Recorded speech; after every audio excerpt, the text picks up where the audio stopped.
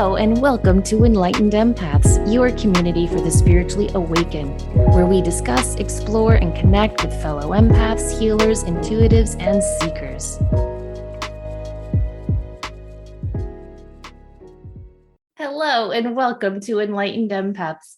On today's show, we are so excited to talk about intuition, the power of color, auras, and so much more with our guest, Dougall Fraser. Dougall is an internationally recognized psychic, author, and cosmic coach. He's been invited to speak at Own You, a live event series hosted by the Oprah Winfrey Network. He's been featured on Dr. Phil, The Real Housewives of Orange County, Dancing with the Stars, Good Day LA, so much more. He's a regular featured blogger for the Huffington Post, and he's the author of But You Knew That Already and Your Life in Color. He and his husband live in LA, where he continues his work helping people to live their best lives. Dougall, we are such huge fans. Welcome to our show. Oh, thank you so much. That was such a sweet intro. I feel all nervous now.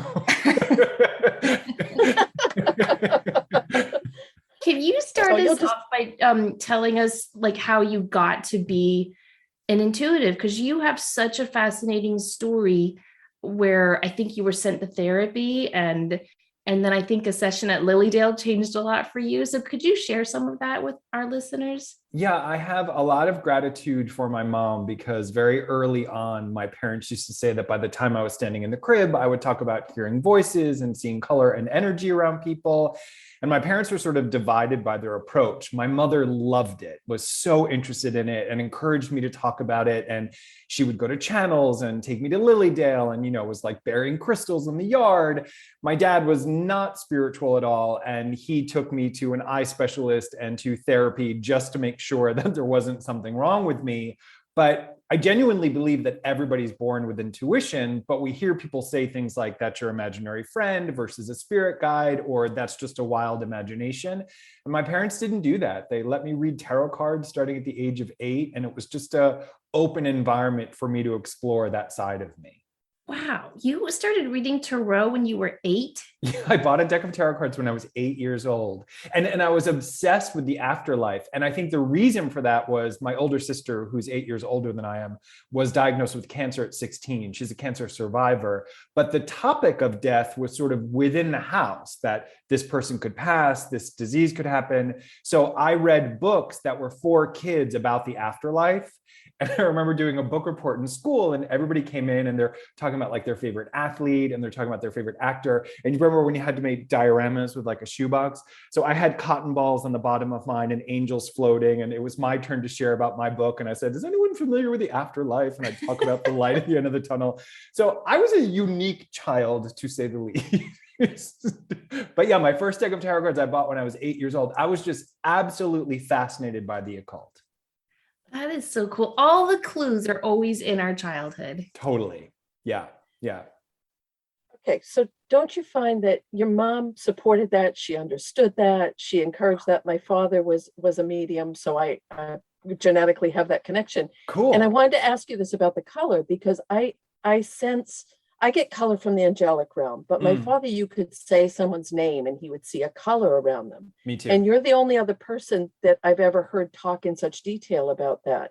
So do you get, and at first, because I've been doing this a long time and I thought, oh, is it the colors of that are in their aura? But he'd get like teal, or he'd get, a gold. It wasn't the specific, colors. It wasn't just primary.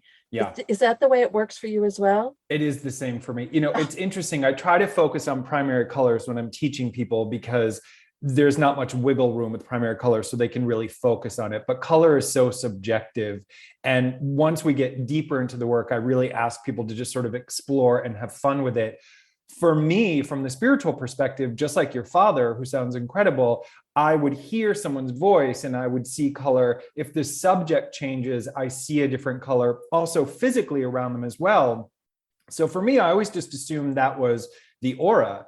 It wasn't until my 30s that people started talking about the fact that I exhibited signs of synesthesia, which is sort of the scientific explanation of it, when two senses overlap in our brain. And we all do this, especially mediums out there. You might be connecting with a client and you smell fresh baked bread, and that's grandma telling you that they're there through the sense of smell or hearing a song or something like that. So our brain interprets messages so many different ways, but for me, it's always been from color. I love that. Thank you. Sure. And would you say that the primary colors have their positive and negative aspects to them, right? Like if you see red around someone, it doesn't necessarily mean they're angry. Right. Yeah. It's so, as Americans in particular, we express ourselves using color. We'll say things like, I'm so mad I could see red, or I'm feeling blue, or, whatever, green with envy. And so we associate bold emotions with specific colors and specific vibrations.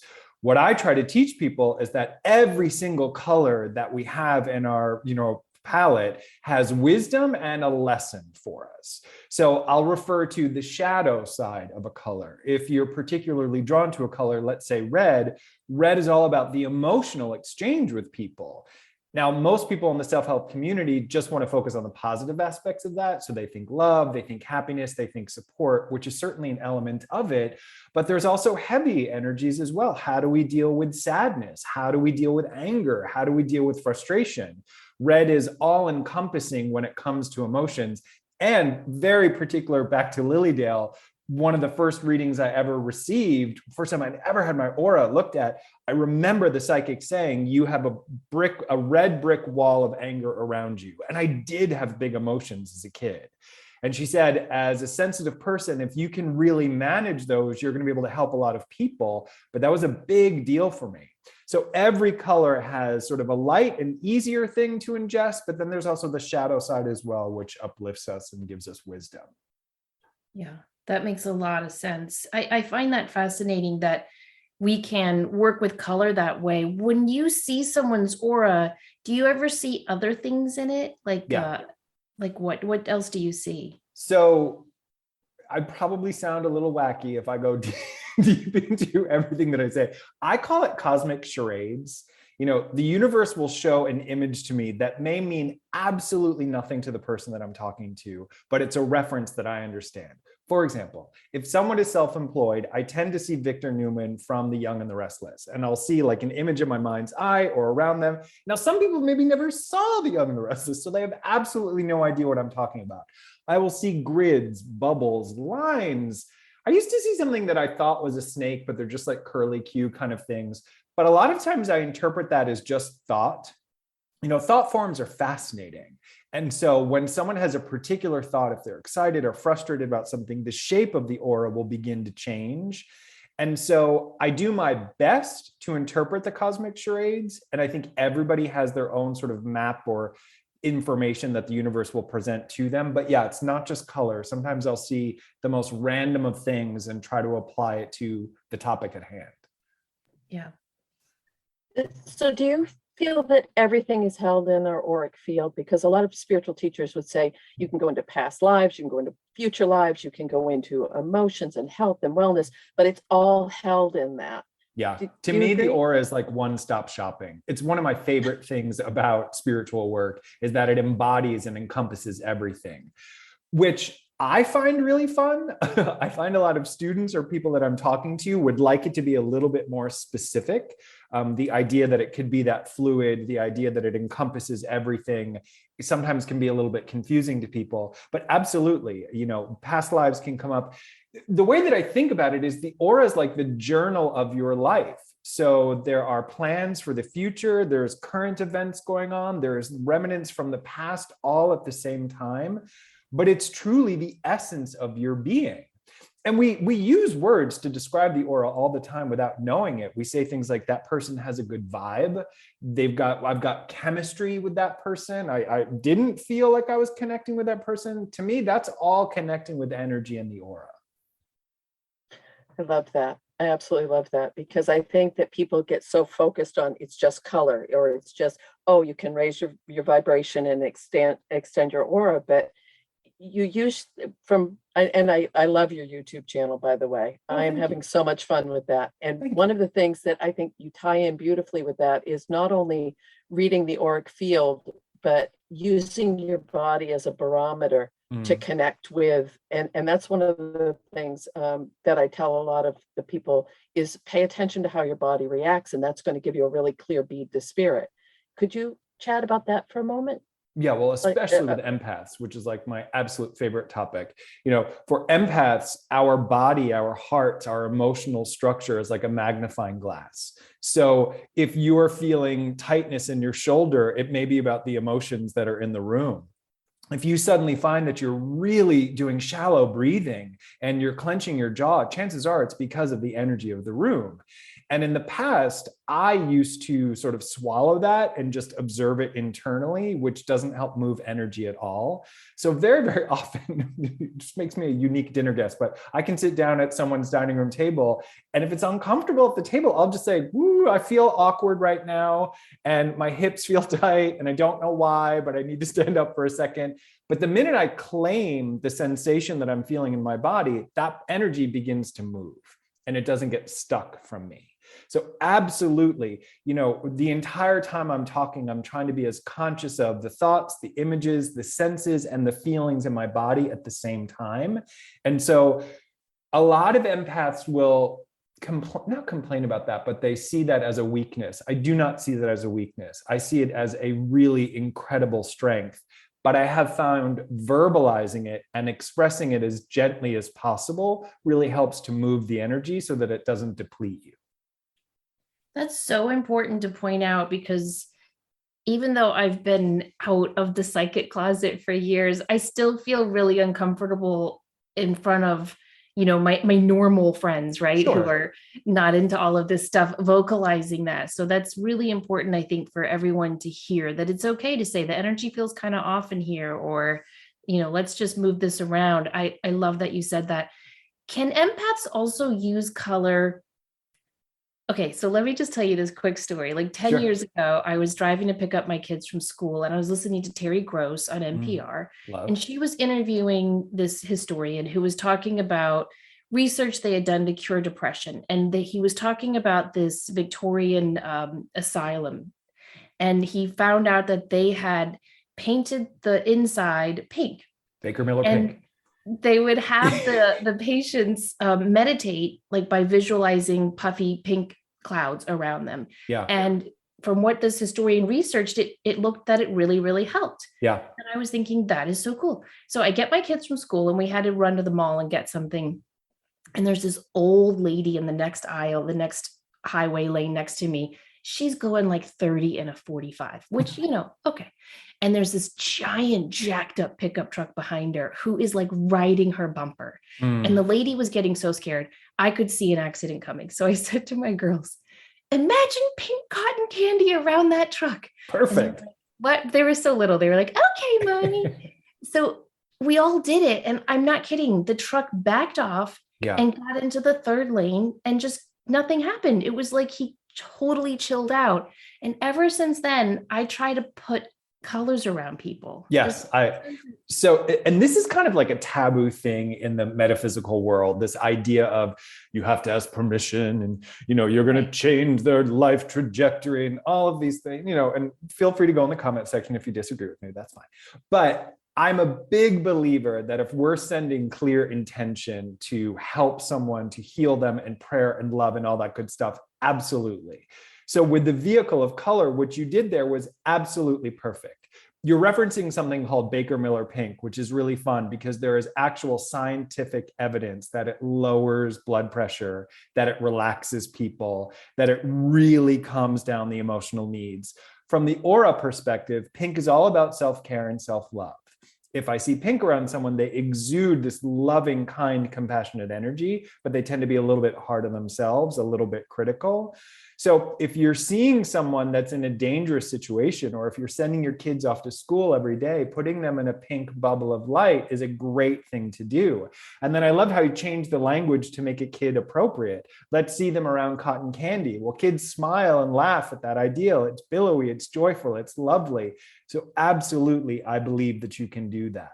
And you can do it with free will. If someone's in pain, I see absolutely nothing wrong. More importantly, I encourage people, especially with where the planet is right now, to send love and visualize colors or sparkling or whatever you want, just to give people a little pick-me-up.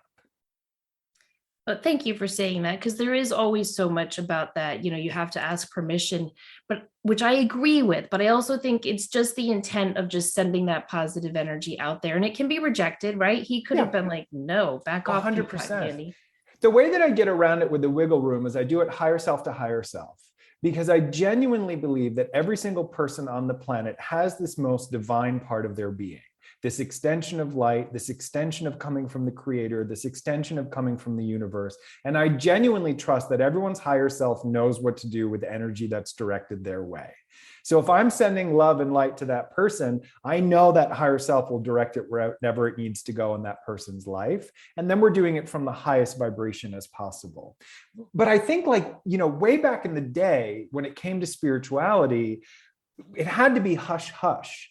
So there were more rules and there was more fear of persecution or thinking outside of the box, or maybe disagreeing with some of the major organized religions that were becoming more political versus spiritual. And we live in a time now where it is safer to come out of the spiritual closet. It is safer to discuss these things. So the rules are starting to change. There's more wiggle room so we can talk about, what's the best way to love and help and heal the planet. Beautifully said. One of the things, and I think it was when you were talking with Colette Baron-Reed, and you both talked so eloquently about how the impact of the pandemic and the energy of the planet right now on empathic people. What would be some tips or some suggestions that we could share with our listeners? Because I think so many people are, and I'm not a huge fan of the expression we're awakening. Yeah. Because we're just getting more in tune with our own inner knowing and light and making that connection with spirit. But I think people they really need help right now. They need a lifeline. And, I agree. And for each and I say this on a lot of shows, so anyone who's listening, forgive me, but I really in my soul believe that this is leading us towards more unity on a global level. I trust that. I believe that. Yeah. But what can we do as individual empaths to kind of raise our vibration or help with this transition? All right. So controversial statement. The first thing that I could say is it's so important that we talk about it. One of my concerns in the spiritual and self-help community is that when I bring up the pandemic, I'm surprised how often I get negative comments. I don't want to talk about this. I don't want to hear about it right now. And there's this sort of avoidance of the pink elephant in the room. I want to talk about it. So the first thing is communication, that there's a lot of energy on the planet right now, and there's a lot of confusion. And especially for empaths, at least this is my experience as an empath, I like to plan. I like consistency. I like to know where I'm going and map things out. And that's not as easy to do right now, which can be sort of challenging for empaths. So the most important thing is to recognize how easy it is for you to stay grounded. And I teach empaths, I teach this work all the time. I'm struggling more than I ever have before to be grounded. And at first I was kind of belittling myself a bit about that. But when I take a bird's eye view and I look at what's going on the planet, and I think of my family and my friends and my clients and just strangers I'll see in the store, I start to recognize I'm not the only person right now feeling overwhelmed. So there's unity in that to say, it's been a lot. Things are changing. There's a lot of energy on the planet. Sometimes I'm not sure how to approach it is a fundamental truth. It's a fundamental reality that we're all experiencing. The antidote to that for me is to remind myself of the things at the moment that do make me feel safe and do make me feel connected. And so often it's simple earthly things: exercising, eating well, being close to my dog and my husband, like having a safe space that I'm in control of the energy with aromatherapy and candles and music and whatever it is, just to ground myself into the world. I would encourage sensitive and empathic people right now to really look at what their grounding techniques are and try to check in with themselves at least 2 to 3 times a day.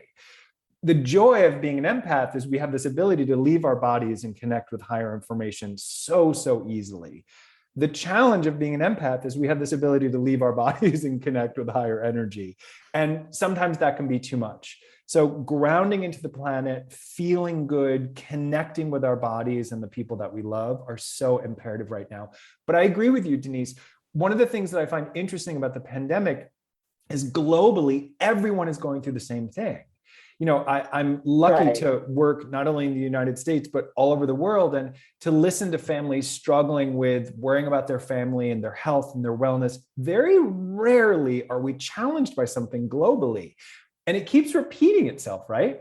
A variant will come out in South Africa and we'll think, well, I don't know anyone in South Africa. That's so far away. And then 2 weeks later, it's at your back door. So the universe is saying, you can pretend that we're separate as much as you want. You can hold on to information or how you're managing it on your own as much as you want, but we must unify in order to fix this. I just have to add this one quick thing that cracked me right the hell up is when you said the lazy way to grounding is eating, like we'll hold weight. And I thought, I thought I'm not grounding. It's not the cookies. It's not.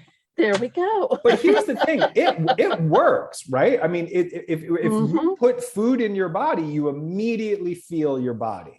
But bathing does the same thing. Getting dressed does the same thing. Going for a walk does the same thing. Putting your hand on a tree and taking a deep breath does the same thing. And so the reason I joke about that is I used to feel like from other bodies of work that it was like this, that if you were intuitive, you'd struggle with your weight and you just had to accept it. And it was this thing. And I thought, well, let's just be honest. It does work. It's one of the tools in the tool belt. My goal is to just not only use that tool. I want to ask you kind of a different question. Do you ever have the experience where you feel someone's aura or you see colors in their aura that maybe make you feel this isn't the nicest, best person? Yeah. And yet the persona that they're presenting is super nice and kind and wonderful. Yeah. Does that ever happen to you? And what advice can you give to empaths who get conflicting information like that? Well, that's a struggle for me too, because I'm super sensitive to body language. So if I'm in the presence of someone who's smiling and physically presenting kindness and love, but I get a funky feeling in my belly or something feels nervous in my chest, it's a little bit hard for me to separate that. So in that moment, what I try to do is I take notes mentally, or might even write them down in my journal. Hey, I had a business meeting with this person, but it just didn't feel clear to me. 99.9% of the time, my intuitive hit is more accurate than the body language they were exhibiting. But a lot of times it's just personal. Lots of people may resonate with that person, but it didn't feel right to you. So very rarely is it like, it's never something big like evil or something like that. It's just more like this situation and this person isn't the best selection for me. That's a really good point, because I think a lot of empaths get confused where, is this my intuition telling me this, or am I just negative and being in a bad mood right now? So I think writing it down to validate it, I think that's a great suggestion. And some people, not everyone's going to like us, and we're not going to like everyone, and that's okay. 100%. And then what I have to decipher for myself is this an opportunity for me to level up? Is this an opportunity for me to challenge myself? Because as an empath, I'm incredibly shy. Nobody ever believes this. But if I say yes to coming to your house for dinner that day, I hope you call and cancel. And I'll check my email, and then I'll think of 16 reasons to cancel. It's just, if you see me out and about, it took a lot to make that happen. And so sometimes I'll feel a funky energy, but it's my stuff. And this is another controversial statement. As empaths, I think I become seduced by the experience of someone else. They're frustrated, they're challenged, they're having a hard time, but it's a distraction from my own energy. Mm-hmm. And so many times I have to ask myself, okay, so I'm feeling something funky, but is there a chance that this is an opportunity for me to grow? Is there a chance that this is an opportunity for me to level up and try something different? So yes, sometimes it's the energy of this just isn't the right fit for me, but sometimes it's also the energy of I'm scared and I don't feel good enough, and can I do this? And so it's a constant sort of negotiation of what am I going to learn from this experience, even if it's challenging? That is so beautifully expressed, because I used to be brutally shy, like painfully, the horror. But I think that so much of it, exactly what you just described, we'll say, we'll agree. And then immediately it's that deer in the headlight feeling of, oh no, what have I done? Yeah. Because I think that's another side shoot to this whole isolation thing. For some of us, it's allowed us to really stew in our own juices a little more than we might normally, and not want to go out into that world. But I'm going to jump again. I love that you're a science. Like I have my nerdy side. Like I want the science that explains why I'm developing new neural pathways and synapses are firing when I connect with things. So I think that that's a really important topic, because so many people equate being an empath or being an intuitive with being airy fairy woo woo. And that's not the case. No. I think when we can back it up with the science, it makes it even that much more rich and viable. Well, and especially we were talking earlier about coming out of the spiritual closet and feeling sort of nervous about explaining what we're feeling and seeing. And if you're in an environment with people who are not connected to the spiritual or metaphysical world, you're empowering yourself by having some scientific proof connected to it. I mean, when people say, I don't believe in auras, I can say there are literally studies that show that the body does indeed glow. Like it is literally in textbooks. This is taught in universities. Like this does exist. So there are so many different ways that we can back it up. And I find for spiritual people, it's important to have those tools to become sort of a bridge between worlds. And, you know, if I'm on a traditional, let's say, radio or television show, it's morning news or something like that, I can't assume that the entire audience is familiar with chakras or is familiar with meditation and astral projection and all those terms that come so naturally to us.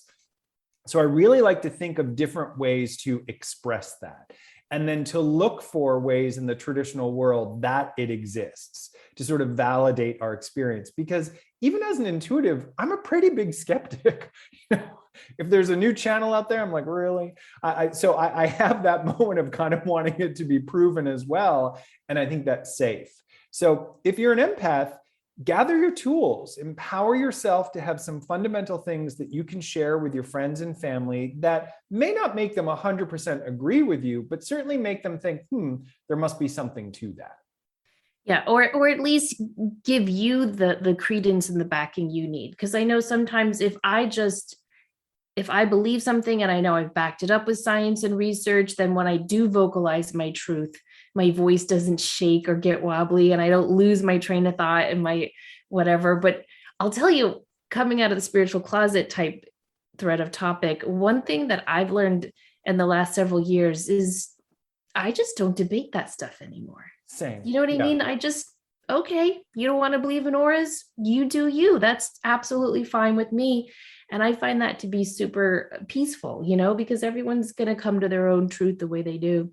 Well, it's such a lesson in detachment too, right? Because at the end of the day, it's just our truth that matters. I mean, my husband jokes that he can tell how safe I feel based on how I answer the question, what do you do for a living? If I'm uncomfortable, I just say I'm an author. If I'm a little bit uncomfortable, I say a life coach. And if I'm totally comfortable, I say I'm a psychic. So it depends on the environment. So we all have moments, but in that moment, every time somebody asks you that question or about your belief system, it's just that moment of connecting to self-love. It's none of my business what anybody else thinks of me. We've all heard of that. And, I'm a man married to a man. We've got a dog with one eye. I see colors around people. I've got lots of things in my life that make me unique and interesting to other people. I always call myself weird. I always say here's my freak flag. I'm flying it. I'm weird. I'm different. And that's fine.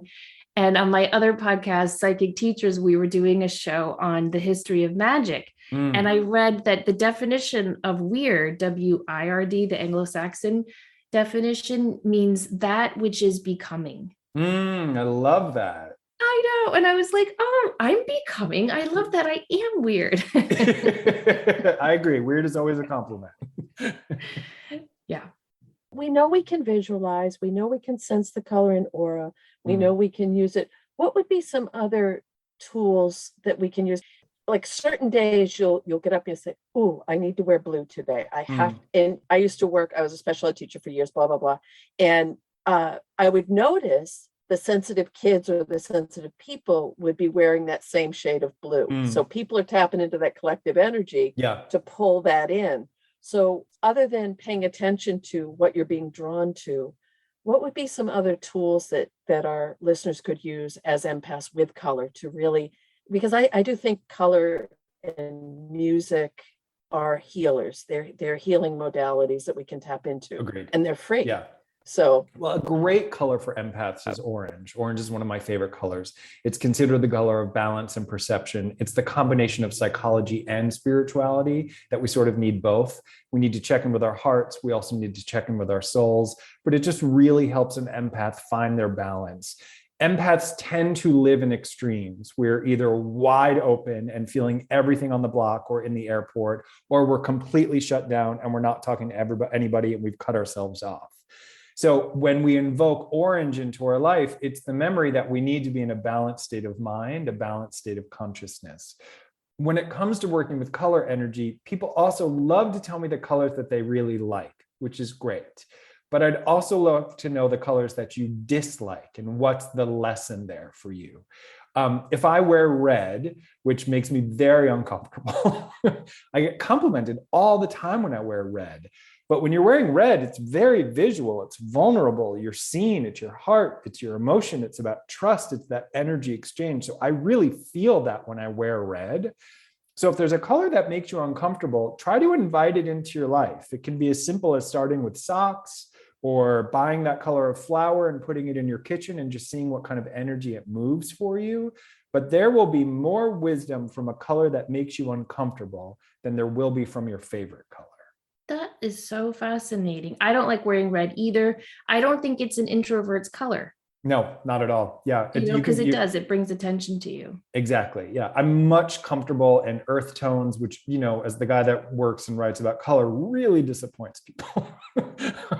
And if I'm on stage, I'm typically using earth tones because as an empath, there's that moment, if you're a professional healer, where if I'm speaking for 2 hours, there's only so many people I can get to. And I start to feel that pull of, am I going to get picked? Is he going to come to me? And as a people pleaser, that can just feel like a tidal wave. So a lot of times earth tones are really important for me to stay grounded in myself and in my being, which may not be the best, it's not the prettiest on the outside, but it really helps me ground as opposed to wearing a bold color like red. Wow. That makes a lot of sense. I wanted to ask you about your year in color, your coaching program. Can you tell people about that? Yeah, so I give my husband 100% credit for this. This is David, who it was his idea. And he thought, what if we did a monthly, we meet every first Monday of the month where we pick a color. This year we're doing 2 colors. We're teaching people about aura layering. But the idea would be every first Monday of the month, we sort of set our intention and reconnect to ourselves. Because I certainly come into the first part of a year, gung-ho, and if I got all these things that I want to do, and I'm going to change the world, I'm going to change my life. And then by, February 2nd, I've forgotten all of those things. So why can't we monthly sort of check in with each other? And it's a simple thing where we choose a color or colors that we're working with, that we activate. We meet up in a Facebook group to sort of share with it. And it's just such a lovely, fun group of people. And everybody's taking colors of where it manifests in their life. But it's been a really lovely program. And it's just a way to tie spirituality, wellness, and self-help throughout the entire year versus January being the purest time of your life. How can we sort of tie it through the entire year? And keep that sense of community and connection. Yeah, which is so important right now. It's interesting because we're all isolating or being more cautious in some way right now. I mean, I'm a big believer in taking calculated risks for your own emotional wellness. I think that's important. I certainly don't want to live in a bunker for the rest of my life. But at the same time, there are moments that I really yearn for that connection. We just had friends in town for the weekend with their kids, and on Saturday, I could feel my heart like a sponge just soaking this up because I hadn't had that in a long time. And it felt so good. And it was so necessary. Just playing cards and being silly and cooking and just all of those wonderful things that we as human and spiritual beings need. And learning, I've taken more online workshops as a participant than I ever have in my life. And the cool thing now is through Zoom, you could take a workshop from someone in Germany or someone in Europe if you wanted to. So there are moments of intimacy and connection. And it's really important for spiritual people out there, especially if you're a practitioner, to make sure that you are taking care of yourself as well. And to be a participant. I love to sit in the audience and let somebody else speak or listen to another person's podcast or program. To be the receiver and not just always the giver of energy is really important for empaths.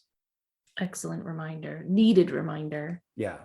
And don't you find that being a participant, sometimes I love to learn, and I am absolutely on fire with the fact that I can work with British mediums. I can work with people all over the world and be like I'm in the room. But I find that sometimes after those, I might not have gotten a whole lot of knowledge from it, but I got to spend time with people like me. Yeah. And that in itself can be so, so valuable as empaths, to have someone that we don't have to explain, that we see colors or taste things that aren't there, or know things about people and I think that comfort, it not only expands our sense of self and well-being, but it allows us to be more available for other people as well. Absolutely. It helps me sort of recharge. It helps that sense of community, the vocabulary, the language is already there. People understand it.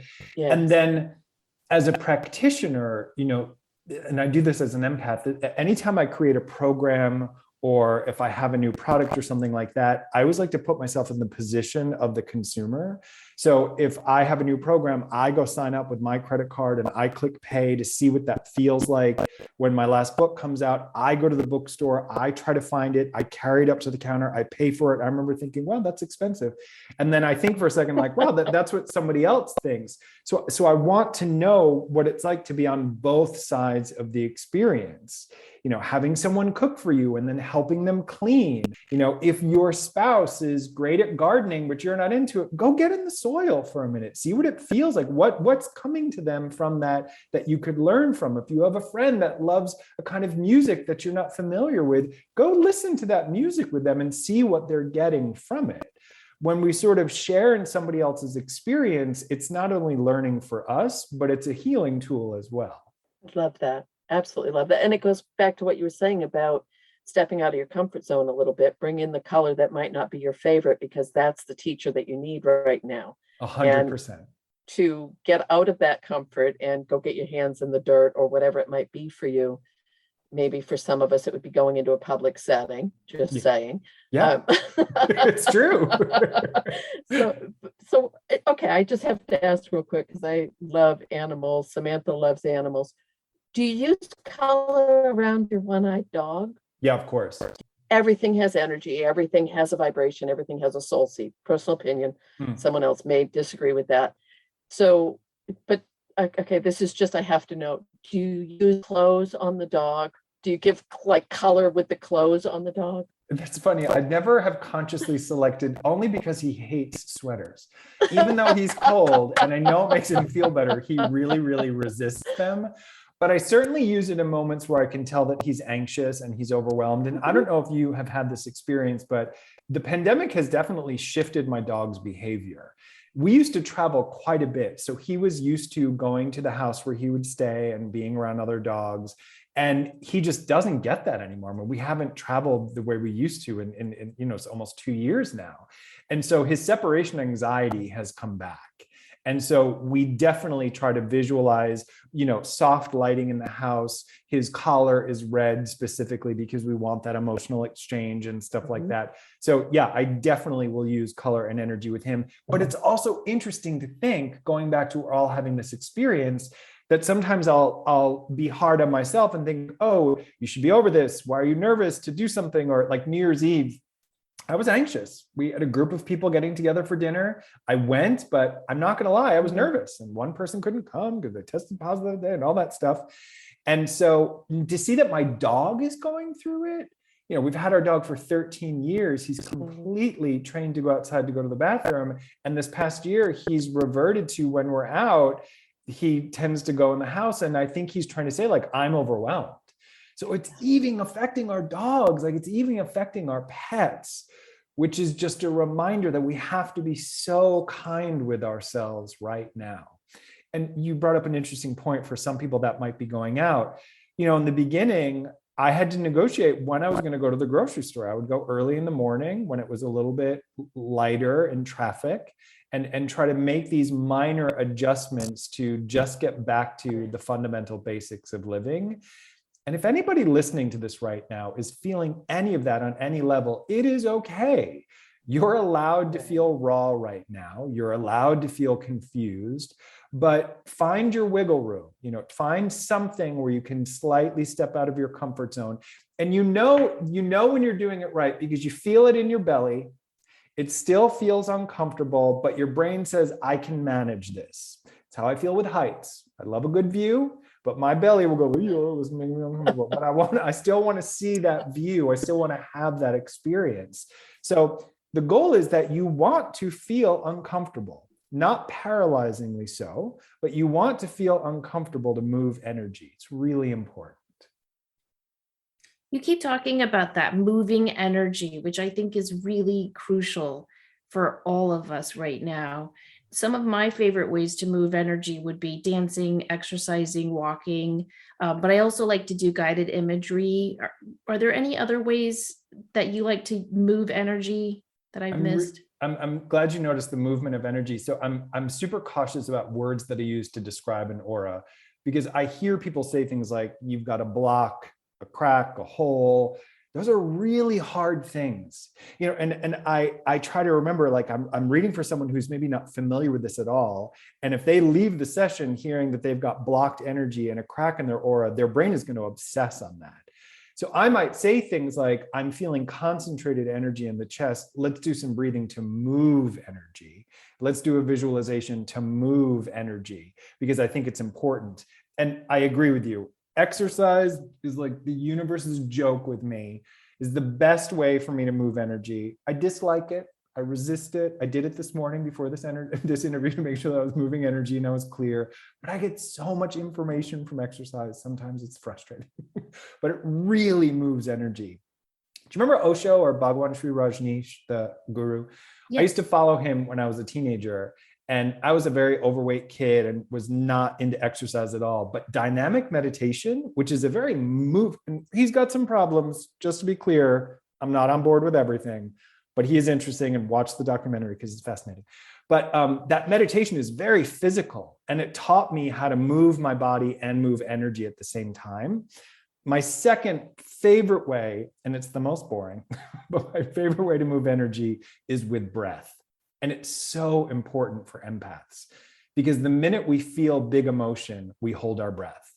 And that's when you start to shake. That's when you start to feel uncomfortable. So I'm consciously moving energy with my breath. The deeper the breath, and my body will even expand and contract with the breathing. But I think it's so important. Music, aromatherapy, I'm also a sixth life path. So surroundings are super important to me, but all of those forms of moving energy are really important for sensitive people. Breath is so important. And, you're right. I resist that too. I try to do the alternate nostril breathing. I go to yoga classes at my gym a couple of times a week.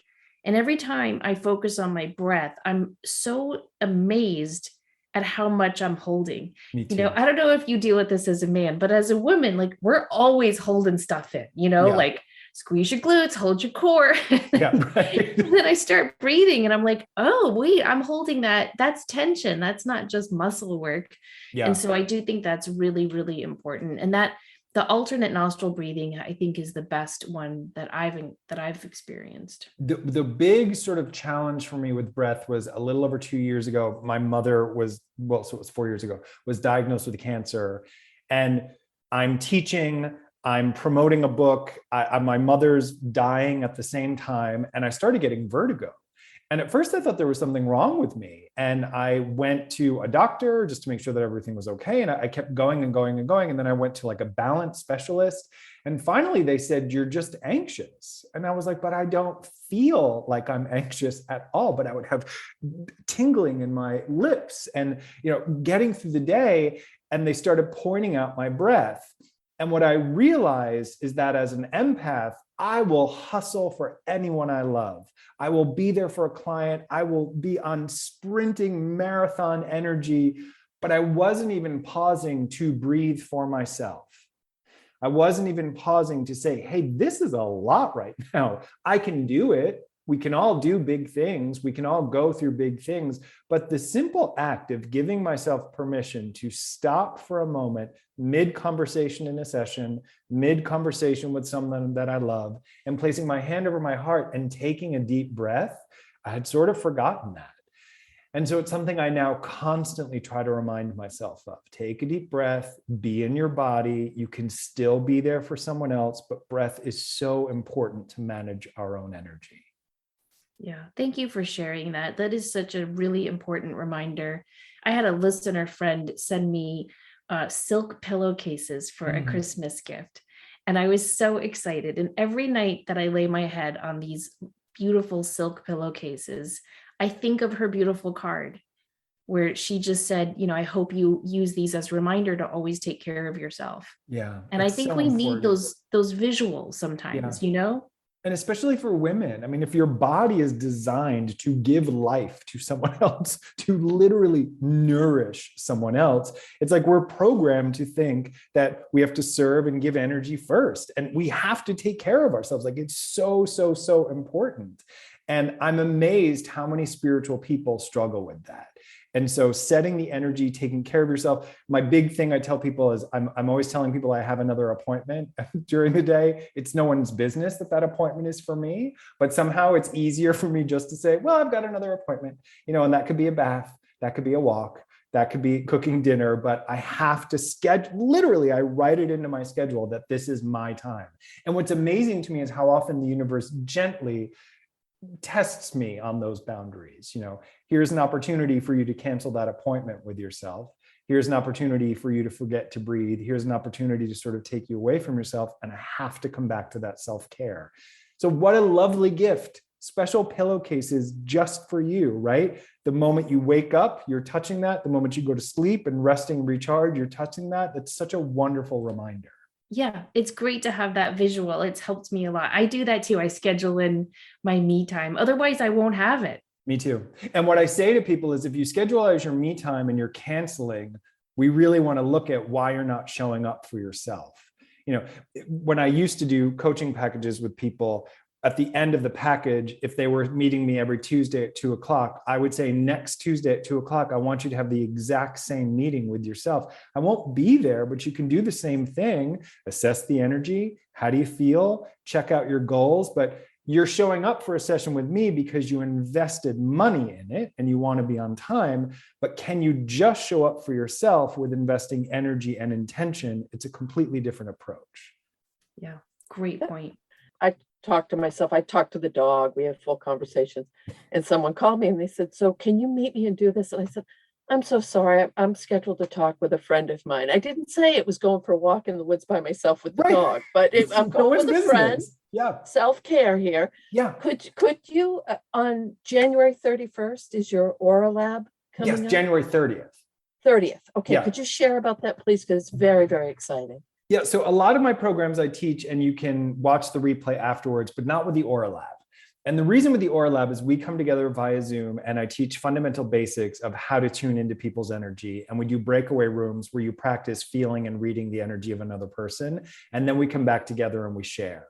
So we don't record it because pretty intimate stuff and intimate details of participants' life come up. And I want it to be a safe space for us to share and sort of empower each other. And then I teach you, or we will sort of dissect what you felt, what you saw, what you heard, whatever it is, and we go through the energy. And it's a really, really fun day. I used to do these in person for years, and now we started doing them on Zoom. And we've just received some of the most lovely, lovely feedback. It's a safe environment for people to practice with energy. It's a safe environment for people to sharpen their skills, but also it's a safe environment for you to see how your energy is perceived. Some people in their mind feel like they're in their power, feel like they're in their strength, their vision is so clear, but it isn't actually being communicated clearly on the planet. And maybe that's why you haven't reached the goal, or things feel a little bit slower, it's not moving as quickly. So even if you get a reading from someone and you think, wow, that doesn't feel like me at all, if you hear it 3 times that day, maybe we could adjust the dial. I used to speak way too quickly, and people would point that out and I'd get defensive. Oh, you just need to catch up. And then I think, no, I'm going to take a deep breath. I'm going to think about what that person said. And maybe I do speak too quickly. And how could I integrate my energy more? And how could I deliver it differently?